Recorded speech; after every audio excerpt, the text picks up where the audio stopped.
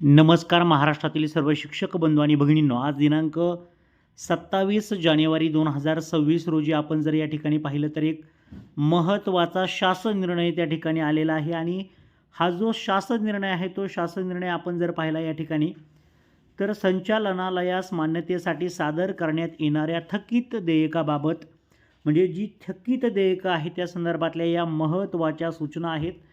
आपण जर पाहिलं या ठिकाणी तर विभागीय शिक्षण उपसंचालक सर्व, शिक्षणाधिकारी माध्यमिक सर्व, शिक्षण निरीक्षक मुंबई, लेखाधिकारी विभागीय शिक्षण उपसंचालक कार्यालय सर्व, अधीक्षक वेतन व भगिनी पथक माध्यमिक सर्व असं म्हटलेलं आहे. या ठिकाणी आपण जर पाहिलं तर विषयांकित प्रकरणी संदर्भ शासन निर्णयानुसार प्रलंबित थकीत देयके संचालनालयास मान्यतेसाठी सादर करण्यात येतात. मुख्याध्यापक, अधीक्षक वेतन पथक, शिक्षणाधिकारी, लेखाधिकारी, विभागीय शिक्षण उपसंचालक व विभागीय शिक्षण उपसंचालक कार्यालयामार्फत पूर्ण तपासणी करून ती देयके शिक्षण नियमानुसार देय असल्याची खात्री करून सदर देयके संचालनालयास मान्यतेसाठी सादर होणे आवश्यक आहे.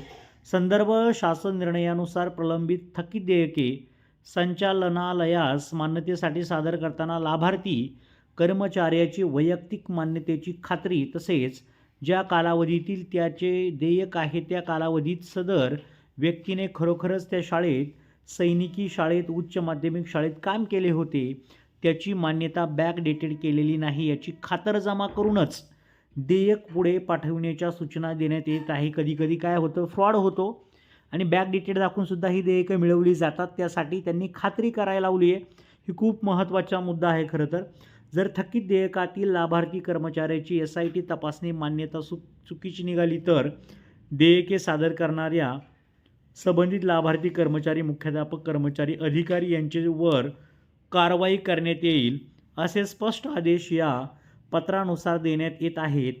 प्रत्येक प्रलंबित थकीत देयकाची मान्यतेची खात्री डिजिटेशनमध्ये असणाऱ्या दस्तावेजानुसार करावी. त्यांच्या मान्यतेचे मूळ दस्तवेज कार्यालयात आहे का याबाबत खात्री करूनच देयके मान्यतेसाठी सादर करण्यात यावी अशा सूचना माननीय माध्यमिक व उच्च माध्यमिक शिक्षण संचालक डॉक्टर महेश पालकर साहेब यांनी या ठिकाणी दिल्याचं आपल्याला पाहायला मिळतं. तर ही देयकं ज्या शिक्षकांची राहिलेली होती ती त्यांना मिळणार आहे, परंतु त्यासाठी आवश्यक असणाऱ्या संपूर्ण डॉक्युमेंटची त्यांना पूर्तता करायची आहे. बॅकडेटेड नसणं गरजेचं आहे, कारण की पुढील डेट जी त्यांना आवश्यक आहे त्या डेटनुसार सर्व डॉक्युमेंट्स आहेत का हे चेक करूनच ती देयकं मान्य करण्यात येणार आहेत. ओके, तर नक्कीच सर्वांना त्यांची जी देयके शिल्लक आहे ती मिळावीत यासाठी शुभेच्छा.